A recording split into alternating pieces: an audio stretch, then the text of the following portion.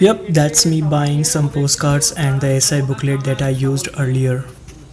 Hey guys, welcome back to the channel and continuing from where we left off. Here I am just walking out of the premises of the stupas and was in a dilemma of either going to the museum or stuff my growling stomach before heading there. After a battle of two or maybe three thoughts, my stomach turns out to be the winner and had to eat. The security guard sitting at the gate suggested me this restaurant. If you guys are wondering where this restaurant is located exactly, well, it is just beside the museum ticket counter and very near to the current entry gate to the stupas. And this road will lead you there. Generally, when I'm in the mid of a travel, I tend to have light caloric meal, especially at lunch. So I had idli and sambar. Idli and sambar were good enough, but coconut chutney was watery and had a bad taste. Had to leave it as it is. Here, one of the workers is telling me the directions of other historical places nearby that I can visit. There were two of them with the names Sadhara and Udaigiri. Auto rickshaws would have charged me more than 1000 rupees to take me there, but I got lucky somehow and found out this guy at the restaurant. So apparently he is one of the worker there and was free at the moment, so offered me to take me to both of the places in just rupees 400. I was little skeptical at the beginning but did not want to lose the opportunity, so said yes, and here we are heading towards Udaigiri caves. I had no idea of these places before coming here in Sanchi. It was just when I was done seeing stupas, I randomly asked security guard if there is anything else to see nearby, and he recommended these places. Udaigiri, the place we are heading towards, is a small village in Vidisha district and is just about 9 kilometers from Sanchi Stupas, which is in Raisen district. Udaigiri has got its name from the ancient tradition of sun worship, which dates back to 6th century BC and was a flourishing society back then. So here in the word Udaigiri, Uday means rising sun and Giri means a hill, and that translates to hill of the rising sun. Now what we are going to see there are 20 caves dedicated to Hindu gods and goddesses, mostly Shiva and Vishnu from the 5th century AD, that is early Gupta Empire. The empire which marked the beginning of the golden age in the Indian history in the fields of art, architecture, literature and science. Among 20 caves, one of them is dedicated to Jain Tirthankar Parshvanath. Once we reached there, I bought a ticket that costed me around 25 rupees. I insisted Sandeep to join me, but he was like he has seen it so many times, would just wait here in the parking area, listen to some music, and I asked him once more and told him that I'll be back as soon as possible and committed a big mistake which I'll disclose in some time. So here we are at the hills. There are two of them where these caves have been distributed. So before entering, I got my QR scanned right there at the entry gate and followed this path that will lead us to the caves. I have taken help from a book named Udaigiri by Meera Das, published in 2001, to get a better understanding of these caves. The book is divided into 8 chapters covering different subjects ranging from Udaigiri during Gupta period and also before and after that. There is a lot about the methods that have been used in the previous excavations, and most importantly it talks about how these caves are related to each other, that is, the relation between them. But in this vlog I'll be focusing on the developments happened during Gupta period because that's when the caves came into existence, and we'll be talking about the pre and the post Gupta period on a higher note in between. So it all started with the conquest of Vidisha by Chandragupta I, which initiated the 2 centuries rule of Gupta descendants in the area.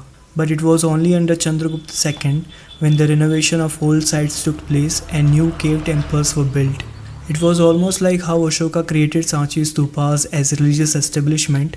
Doing the same, Chandragupta also tried to portray himself as the central figure in the religious activities and also as a protector of the religion itself. This subtle manipulation by him was to get the likes from the people under his rule and to get a distinct image from the previous rulers.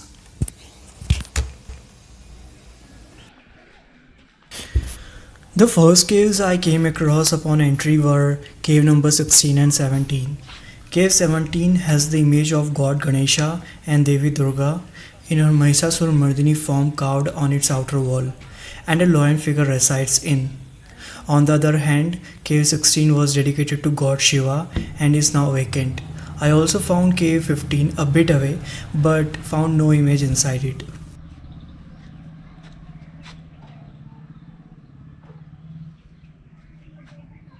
Alright, now before moving on to the next cave, let me tell you where I went wrong, the mistake I did. Well, I totally missed an important part of the hill unknowingly. So, do you guys see the narrow passage right there in front? No, right? Me neither. And totally missed it. I had to come back all again to capture that part, and we'll be creating a new vlog, a separate vlog for that part with some other popular monuments. Moving on to the next set of caves will be from cave 8 to 12.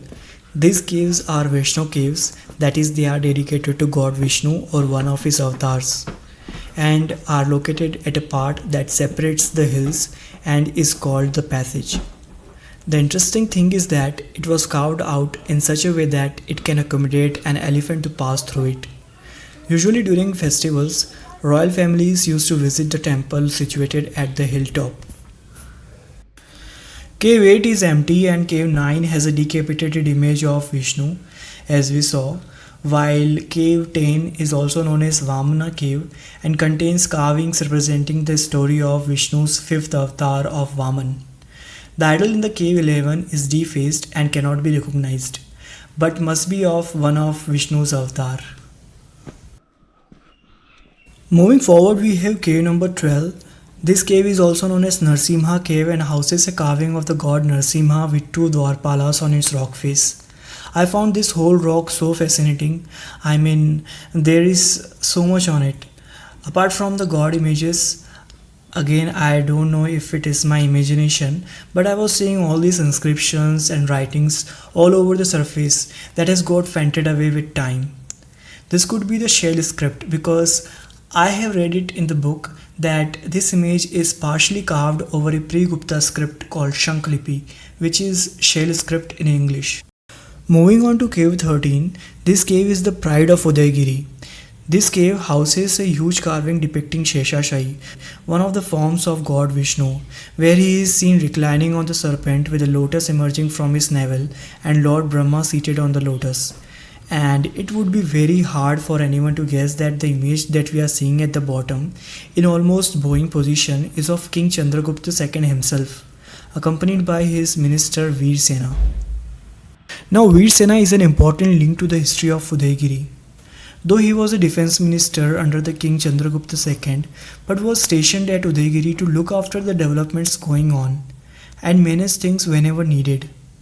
This could be the reason why his image is up there with the king himself as an appreciation to the part he played in the process.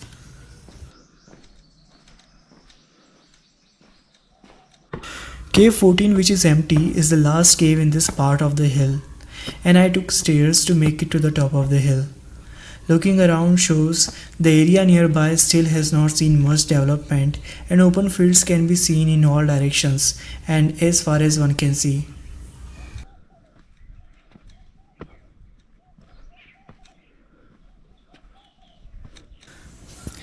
In ancient times, this whole region used to come under Besnagar and Udaigiri was just a small part of it.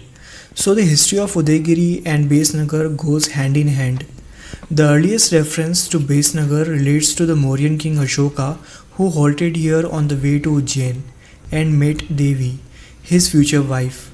I would recommend anyone who is watching this vlog to check out the last episode to get to know more on Ashoka's life and his contributions to Buddhism at Sanchi.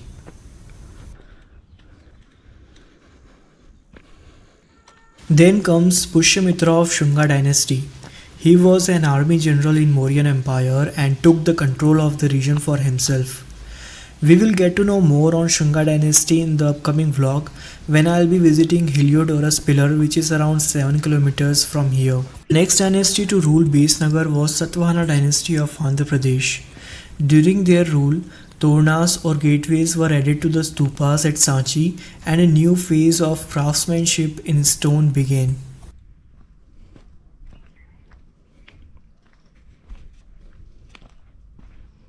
Though the history of Besnagar is unclear during the first 3 centuries, but broken Buddha images made of Mathura sandstone found at Sanchi indicates that Kushanas were ruling the region during that time. After 3rd century AD, Naga dynasty of Mathura might have gained the control over the region, and coins from this dynasty can still be found in abundance in the fields around Vidisha. This is believed that the shell or the Shanklipi inscriptions on the Udaigiri rock faces belong to this period. These inscriptions are yet to be deciphered and may reveal a new dimension to the history when understood.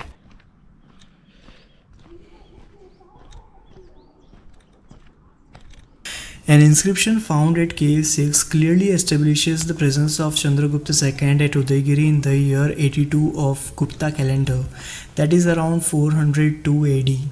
The coming of him to Besnagar is somewhat attributed to his elder brother Ram Gupta. Now Ram Gupta was a weak king and was not recognized by the imperial Guptas in any of their inscriptions. Jain images and coins found in Vidisha with his name inscribed confirms his reign before Chandragupta II.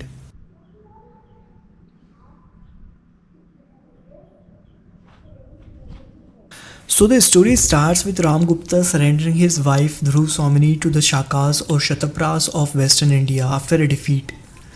Later on, Chandragupta II comes to the rescue in disguise and saves Dhruv Somani from the clutches of Shakas stationed at Ujjain as their capital and kills their king. Chandragupta later on marries Dhruv Somani and gives himself the title of Vikramaditya.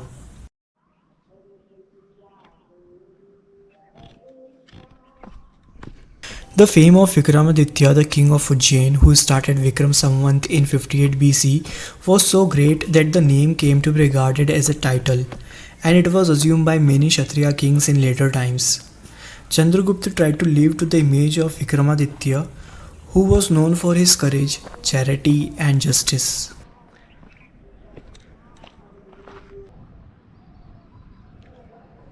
The tales of Chandragupta II and Udaigiri goes on and does not stop here. There is still a lot to cover, but for now let's take a pause and we'll continue in the future vlog where I'll be revisiting Udaigiri. And by the way, let's hurry up, Sandeep is waiting. Our next destination is Sanchi Stupas, so don't miss out to watch the next episode.